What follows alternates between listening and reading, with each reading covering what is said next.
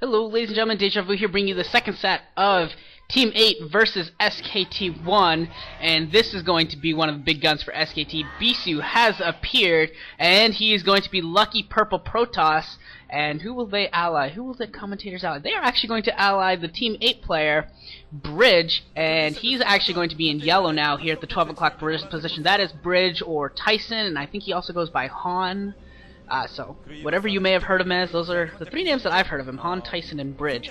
He's going to go with Bridge this game. I probably will end up calling him Tyson, that's what I know him best as. But he's at the 12 o'clock position in yellow. In red in the bottom right is Bisu. The map is Outlier, and if you've been watching my videos, you will know that this map gave us one of the coolest games ever of Jangbi versus Alone, where they basically attacked each other through the back. Basically Alone mined out the back minerals twice to get to Jangbi, and attacked Jangbi, and then Jangbi defended it, and then went back through and attacked back at Alone. It was pretty fun. It was a pretty cool game. If you haven't seen it, I would suggest go check it out.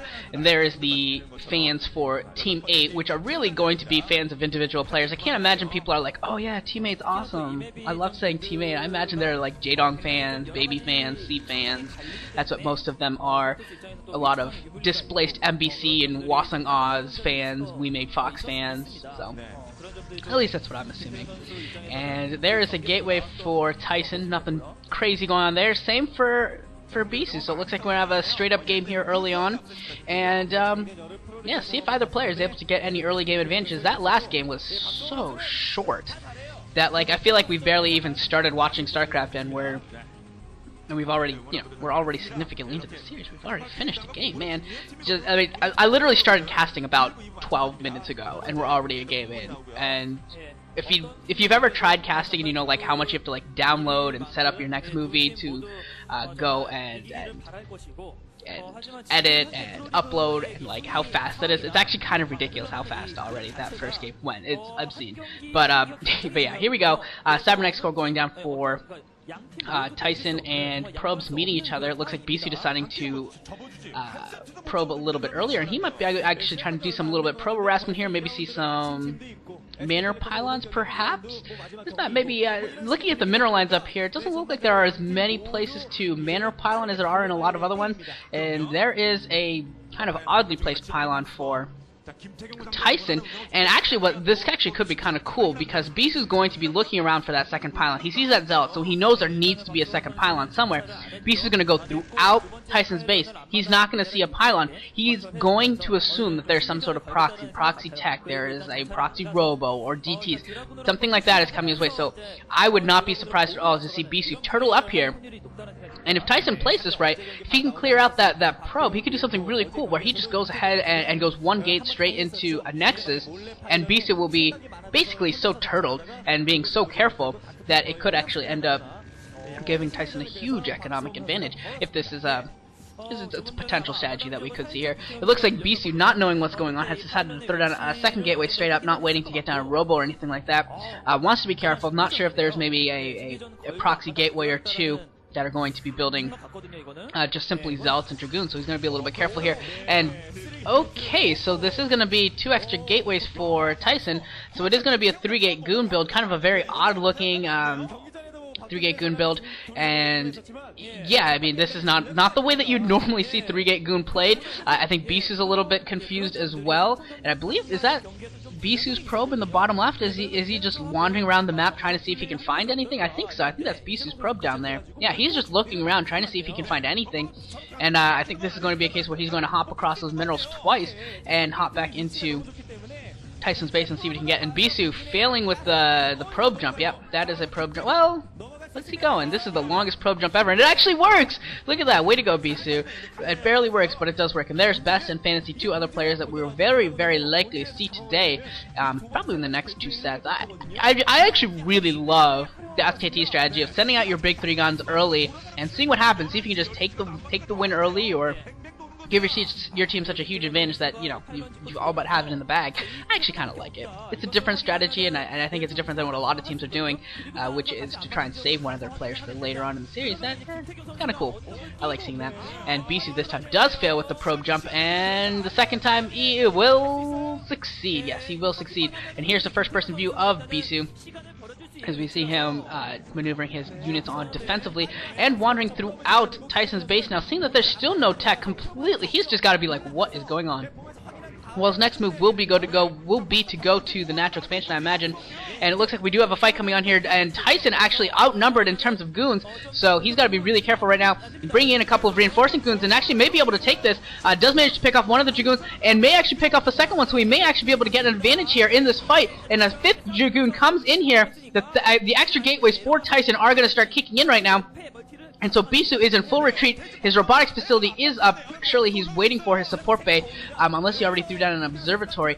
So he is really on the defensive right now. And Tyson is actually going to try and bust down this ramp. Here he goes. This is very, very dangerous for him. And it looks like he's actually going to come out on the loser's end of this. The Dragoons for Bisu are too many, and the probes coming off the line as well. So it looks like Bisu is going to be able to defend against this. Yes, with the probes off the line, Bisu is going to be able to defend against this, at least for now. But Tyson just not giving it up, continuing to stream Dragoons in and trying to bust his way down this ramp. And here he comes once more, and he is going to get down the ramp. The support bay is done, but no Reaver yet. And one Dragoon rallied is going to go down very, very quickly. So it looks like Bisu actually in trouble here. Bisu could lose this game right here. Down to just 3 goons, down to 2 goons, down to just 2 goons right now. And Tyson microing his butt off right now, picking off probes as well. So Bisu really hurting right now. Bisu losing probes. Bisu behind in Dragoons needs that Reaver out ASAP. Down to just 1 Dragoon right now, and Bisu dependent upon that Reaver popping out any second now. Completely dependent upon it, and it is not going to happen, not going to be in time. The Dragoons are all dead. Here comes some more probes off the line. The Reaver is out with 2 Dragoons. Just, I mean, this would have to be some of the best Reaver Scarabs, some of the best micro you've ever seen for Bisu to come out of this. But if there's any Protoss player that could come out of this kind of a position with a win, it would be Bisu. Unfortunately, the pylon does go down, so those gateways and that robotics facility are unpowered. And now, I mean, this is just getting this might be too much even for Bisu Micro. And that Reaver does go down, and that will be that. The GG coming in from Bisu. Tyson, Bridge, Han getting the win for Team 8. So Team 8 going up 2-0, and will actually have the opportunity to make this an extremely short series. They will have a sweep opportunity in the 3rd set. Who saw this coming? Wow, who saw this coming? Jaedong over Sack, certainly not surprising, but Bridge over Bisu, definitely a bit of a surprise. And to see SKT on the ropes early, not something we've seen. I don't know if we've seen this all season, where they've lost the first 2 games. Maybe against, I think they might have gotten swept by KT once, and I think that's the only thing. I think they got swept by KT once, and that's the only other time that SK has gone down 2-0. Not something that you see every day. So this should be interesting. We're going to go on into the 3rd set and see if SKT can extend this series, or if Team 8 can complete their sweep. I will see you guys all there. Hello, ladies and gentlemen, Deja Vu here, bringing another StarCraft commentary, and this is going to be a series between Team 8, the dream team that hasn't lived up to that moniker, and SKT1. So this should be a lot of fun, a lot of potential for some great matches. Unfortunately, one of the matches I think a lot of people want to see, which is Jaedong versus Bisu, is not going to happen, because here in the first match, we are going to have Jaedong here in the bottom right in Peach for Team 8 on Electric Circuit, and there he is looking as intense as ever. He's been, really all of Team 8 has been slumping, but Jaedong really has been struggling particularly as well, and it's been one of the big surprises. We think that if he was doing better, the whole team would be able to draw on that and just play a lot better. Unfortunately, that hasn't happened, and BC over there in the corner laughing. In the top right, for SKT1, a little bit of surprise here. We have Sasak, or Sadsak, or Sack, or whatever you want to call him, basically Sack, up here in the top right, is going to be here in the top right, fighting Jaedong. Kind of a surprise choice here to leave off. And Jaedong is 5 pooling. Check this out, guys. Jaedong is 5 pooling Sadsak. Poor guy.